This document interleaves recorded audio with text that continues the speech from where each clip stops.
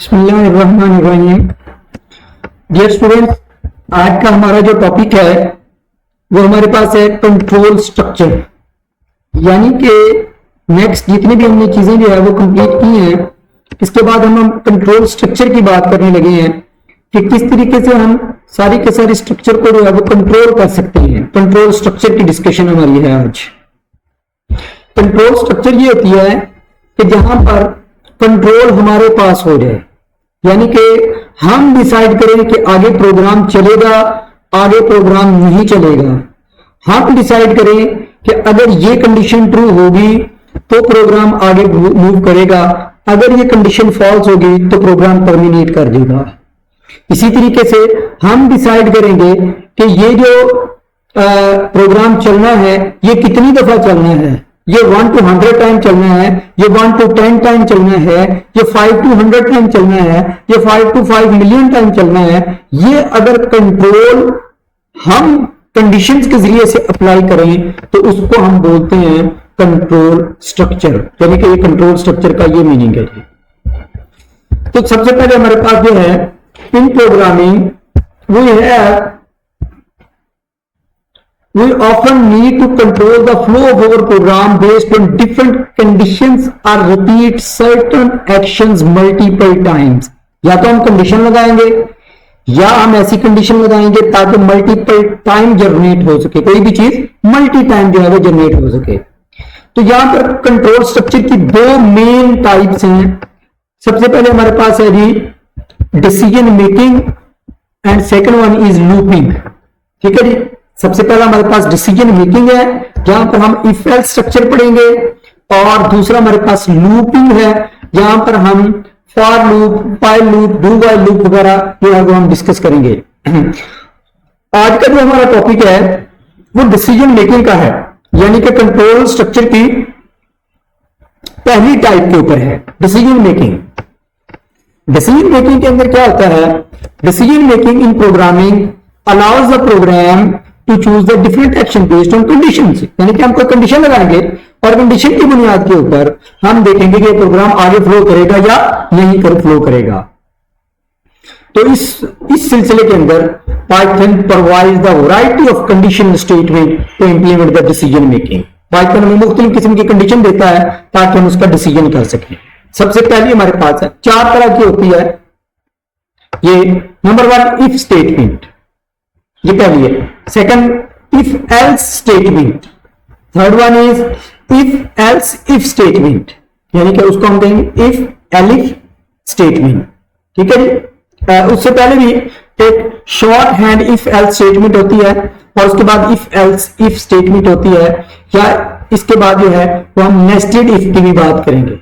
ठीक है जी, nested if यानी कि इफ के अंदर अगर इफ लगाएंगे तो उसको हम नेस्टेड इफ भी जो है बोलेंगे। तो 5 तरह की यहां पर है, 4 तरह की बुक में दी हुई है, एक मैंने आपको बता दी कि हम नेस्टेड इफ भी जो है वो इसके अंदर यूज कर सकते हैं। तो सबसे पहले हमारे पास आ गई इफ स्टेटमेंट। इफ स्टेटमेंट क्या इंडिकेट करती है? यानी कि इफ स्टेटमेंट इंडिकेट करती है कि अगर ये कंडीशन ट्रू होगी तो जो भी कोड हमने लिखा होगा वो चल पाएगा, अगर वो कंडीशन ट्रू नहीं होगी तो वो कोड नहीं चल पड़ेगा। बस फॉर एग्जांपल ये देखिए जी, इसके लिए इफ का कीवर्ड इस्तेमाल करेंगे। ये इफ का कीवर्ड इस्तेमाल किया हुआ है ये वाला, कि फॉर एग्जांपल हमने लिखा कोड के टेंपरेचर इज इक्वल टू 35। हमने कंडीशन लगाई if temperature is greater than 30 तो print it is hot today कर दो, अदरवाइज कुछ भी नहीं होगा।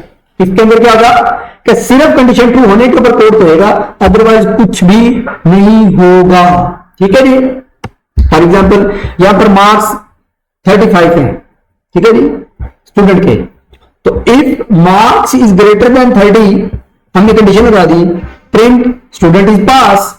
अगर वो 30 से ज्यादा है तो स्टूडेंट पास है, अगर वो 30 से कम होगा तो कुछ भी नहीं होगा। ठीक है जी, सम टाइम हमें इस तरह के कोड की जो है वो जरूरत पड़ती है जहां पर सिंगल कंडीशन जो है वो हमने चेक करनी हो।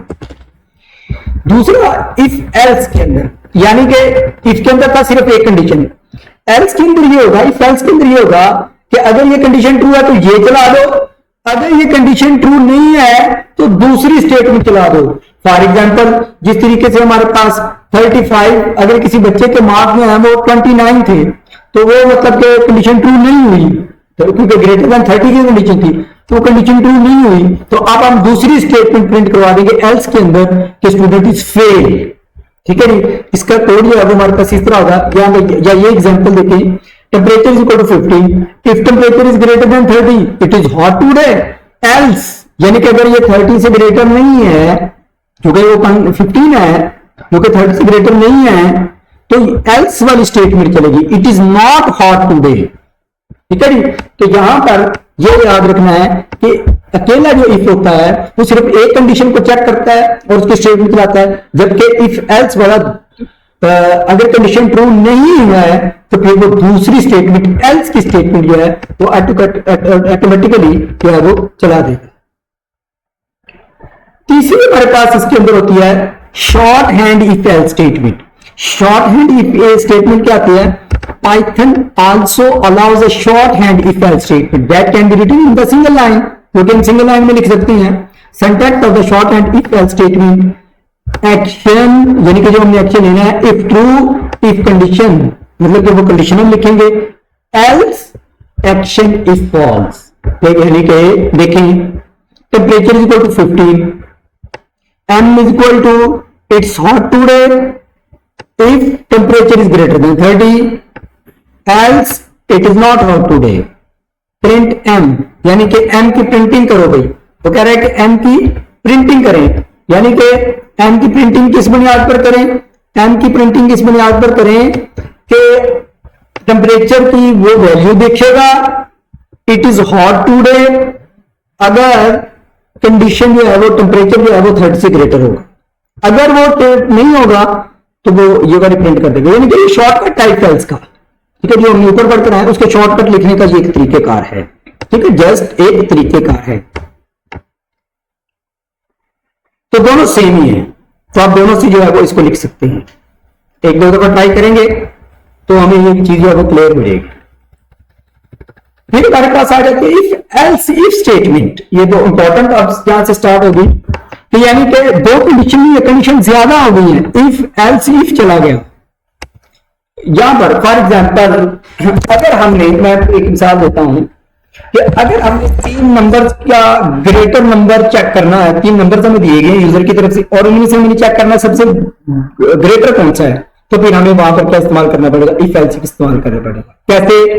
कि पहले ए और बी आपस में कंपैरिजन होगा, उनमें से जो बड़ा होगा उसका कंपैरिजन होगा सी के साथ। तो जब वहां से जो है वो हम चीज को आउटपुट निकालेंगे तो वो हमारे पास एक्चुअल जो है वो आउटपुट जो है वो आए। जिस तरीके से ये एग्जांपल दी गई है कि weather is equal to cloudy, यानी कि वेदर का क्लाउडी है। ठीक है, अब if weather is equal to sunny तो print wear sunglasses, L if यानी कि else if weather is equal to rainy तो टेक एन अम्ब्रेला, एल्स यानी कि इफ एल्स इफ, अब एल्स एंजॉय योर डे, यानी कि ना सनी हो ना रेनी हो तो तीसरी कंडीशन के अंदर चला जाए। तो यहां पर 3 कंडीशन यहां पर होगी, तो उसके लिए हम क्या इस्तेमाल करेंगे? इफ एल्स इफ इस्तेमाल करेंगे। अब ये एक क्लास एक्टिविटी दी गई है, write an if else statement to check if a number is positive, negative or zero। चलिए कि एक नंबर यूजर दे पर आपने बताना है कि वो पॉजिटिव नंबर है, वो नेगेटिव नंबर है या वो जीरो है। तो हम इफ यानी कि नंबर जो भी ले लिया, यहां पर हम नंबर ले लेंगे, number is equal to for example वो दे देता है -15। ठीक है, यहां पर हम लगाएंगे if number is equal to positive, या मतलब कि हम इसको कंडीशन लगाएंगे यहां पर, तो प्रिंट पॉजिटिव नंबर, यानी कि सिर्फ हम एक इंटीजर 1 to 100 को दे देता है, 1 to 100 कंडीशन चेक कर लेते हैं। एल्स इफ लेस देन कोई नंबर को दे देता है, वो हम करेंगे जी नेगेटिव नंबर, उसका प्रिंट नेगेटिव नंबर करवा देंगे। और अगर उसने 0 मतलब कि एंटर कर दिया, ये 0 के लिए हम लिखेंगे कि ये जी नंबर 0 है, ये हम प्रिंट कर देंगे।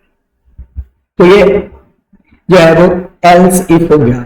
इसके बाद जो है वो हमारे पास नेस्टेड इफ आता है कि इफ के अंदर एक और, जिस तरीके से मैंने नंबर ग्रेटर देन की बात की थी कि अगर हमने नंबर ग्रेटर चेक करना है तो उसके लिए हम नेस्टेड इफ का इस्तेमाल करेंगे। एक इफ के अंदर दोबारा एक कंडीशन लगाएंगे, उसको हम नेस्टेड इफ बोलते हैं। ये इफ जो लगा हुआ है ये इस इफ के अंदर एल्स नहीं लगा हुआ, ये इस इफ के अंदर नहीं लगा हुआ, ये इससे बाहर है। नेस्टेड इफ के अंदर क्या होगा, इस इफ के अंदर एक इफ लगा होगा, ठीक है जी। उसका प्रोग्राम जो है तो मैं आपको अलग जो है वो करवाता हूं, किस तरीके से हम नेस्टेड इफ को जो है वो कंप्लीट करते हैं। यानी कि हम यहां पर एक कंडीशन लिखेंगे, ये देखें जी, नेस्टेड इफ की मैं बात करने लगा हूं। नेस्टेड इफ हमारे पास क्या होता है कि इफ कंडीशन हम लिखते हैं नंबर, या हमारे पास 3 नंबर हमने ले लिए, ए बी व सी। ये नंबर जो है वो हमने यूजर से जो है वो इन करवा लिए, ठीक है।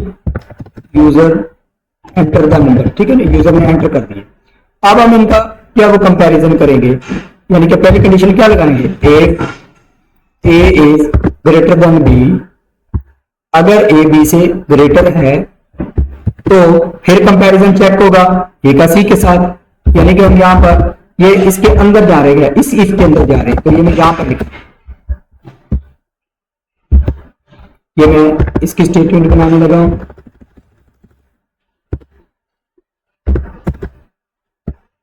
और दूसरी कंडीशन इसकी क्या आ सकती है हमारे पास, दूसरी कंडीशन इसकी आ सकती है कि अगर ये ग्रेटर नहीं है, इफ यानी कि वो ऑटोमेटिकली एल्स के अंदर चला गया। एल्स में क्या मुराद है, एल्स से मुराद है कि भाई बी ग्रेटर हो गया है, एल्स से मुराद बी ग्रेटर हो गया है।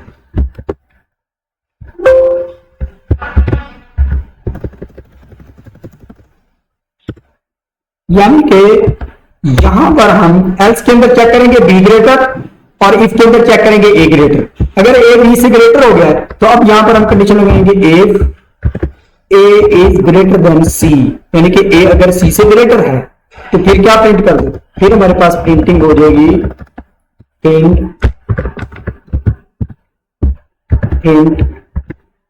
ए इज ग्रेटर, यानी कि ए सबसे ग्रेटर, ये हम प्रिंट कर देंगे। और इसका एल्स यानी कि इस इफ का, ये जो मैंने इफ लिखा है इस इफ का एल्स यहां पर हम लिख रहे हैं, ठीक है जी। ये बड़ी इंपॉर्टेंट बात है, इस इफ का एल्स जो है वो हम यहां पर लिखेंगे, यानी कि एल्स क्या होगा, एल्स के अंदर हम देंगे print C is greater, C is greater. ये हमने चेक किया, अगर ए ग्रेटर हो गया था तो फिर ये वाली कंडीशन आ गई। This is called the nested if, यानी कि इस इफ के अंदर इफ, ये जो है इस इफ के अंदर जो इफ लगाया है, this is called the nested if. This is totally different than else if else, ठीक है जी, या इफ एल्स इफ, उससे बिल्कुल मुख्तलिफ है यहां पर, ठीक है जी। अब ये वाला क्या है, ये एल्स जो पड़ा हुआ था ये उस ऊपर वाले इफ का है, तो उसका एल्स क्या था, अगर बी ग्रेटर है तो बी ग्रेटर है तो हम यहां पर चेक करेंगे if B is greater than C, तो ये हमारे पास क्या प्रिंट कर दो, बी की ग्रेटर, बी इज ग्रेटेस्ट,